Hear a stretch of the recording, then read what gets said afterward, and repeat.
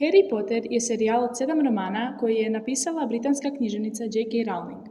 Knjige opisuju avanture mladog čarobnjaka Harrya Pottera, učenika škole vještičarenja i čarobnjaštva Hogwarts.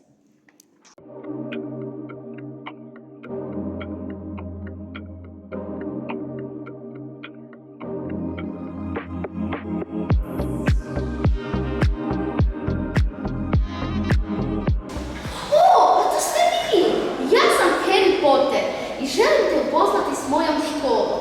U studenom 1887. godine otvorena je dječačka škola na Sušaku. Učenik današnje osnovne škole vještičarenja i čarobnjaštva. Centar u Rijeci! Došao sam u školu uprati svoje sobe od koje sam dobio pismo.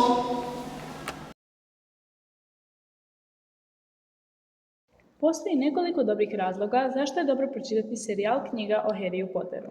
Razvija maštu i kreativnost te potiče ljubav prema čitanju.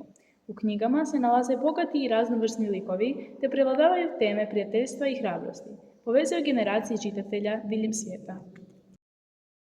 Želim vam ukazati gdje sam smješten, to jest nešto sasvim drugačije od Kalinog prilaza broj 4. Talent vode pročitajte u nastavcima mojih knjiga.